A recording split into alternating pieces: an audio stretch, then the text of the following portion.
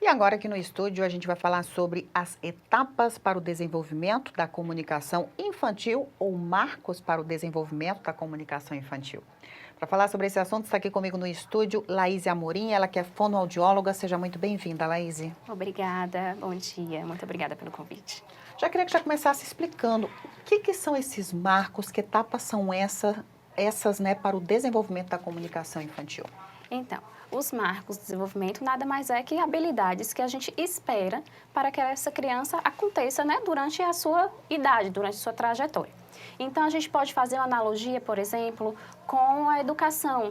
Né? Então, a criança chega no primeiro ano e tem que estar alfabetizada, né? A gente espera que esteja alfabetizada. No ensino médio, a gente espera que ela esteja com 16, 17 anos terminando. Então, é um marco que a gente espera que aconteça, né? Assim também como tem na fala, a gente tem um marco que espera que aconteça com essa fala.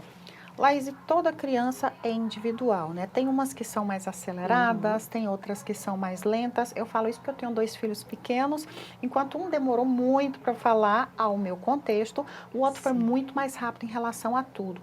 Como é que a gente identifica essas questões sem achar que está fora da normalidade? Perfeito. Então, a gente não pode comparar, né? Então, a gente não vai comparar os dois filhos, só que a gente precisa ficar sempre em alerta com os meses passando, né? Então, por exemplo, com 2 meses, a criança precisa estar precisa estar fazendo alguns sons. Esses sons, Balbuciando, né? balbuciando. Só que esses balbucios, eles são diferentes dos balbucios de 5 meses, por exemplo. Então, com 5 meses é diferente dos balbucios dos 7 meses. Então, a gente sempre precisa ficar em alerta por conta disso. Quando é que acende aquele sinalzinho de alerta mesmo, né? Você pontuou algumas coisas aqui, Sim. mas às vezes a mãe passa despercebido, ou então a mãe fica muito alerta e fala, não, vou procurar um profissional. Mas quando ela tem que pensar, não, preciso procurar um profissional, porque quanto antes tratar, melhor, né? Sim.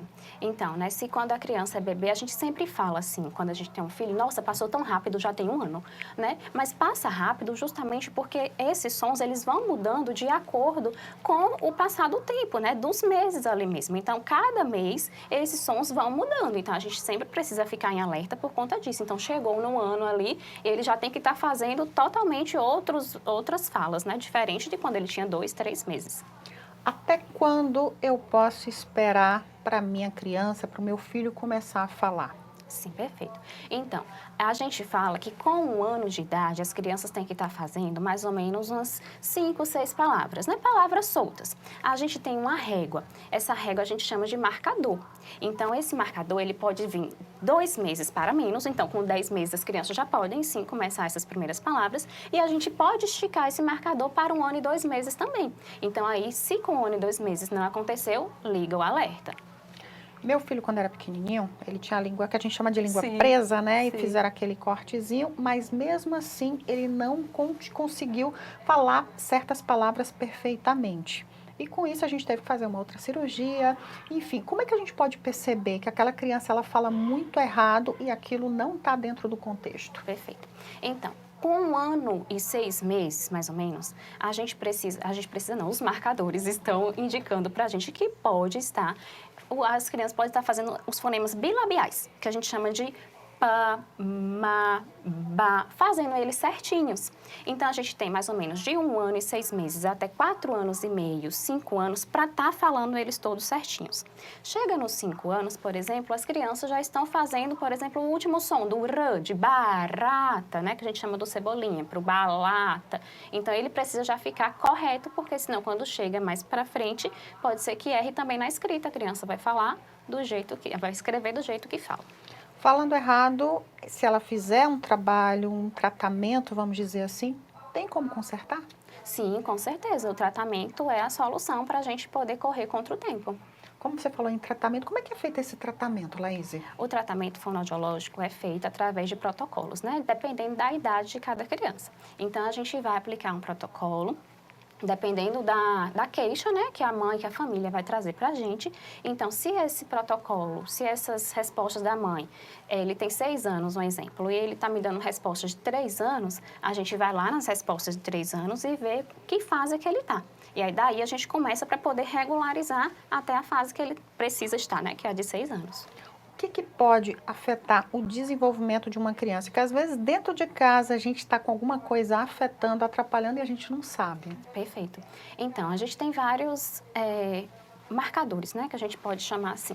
Pode ser o biológico, né, genético, pode ser também o comportamental, chega muito no consultório comportamental. Tem mães que falam da questão da televisão, né, A então... televisão atrapalha muito, né? Muito. Então, assim, não tenho com quem deixar, né, então eu acabo deixando na televisão. Por exemplo, a gente deu bom dia aqui, a gente não esperou o telespectador dar bom dia de volta para a gente continuar a nossa entrevista. Então, a televisão, ela é uma via única, né? Então, isso com certeza atrapalha. Só para a gente finalizar, é importante respeitar também o tempo de cada um, né? Sim, é muito importante. A gente falou bastante, né, de avaliação, de alerta. A gente precisa, sim, respeitar o tempo dentro dos marcadores, né? Então, a gente precisa ficar em alerta se a criança com 3 meses não está fazendo os sonzinhos, que com 5 meses ela não está fazendo babá, né? E aí, é a oportunidade que tem de quando é criança, a gente tem 1001 oportunidades para poder fazer a correção. Laís, queria muito agradecer sua participação. Muito obrigada. Obrigada a você.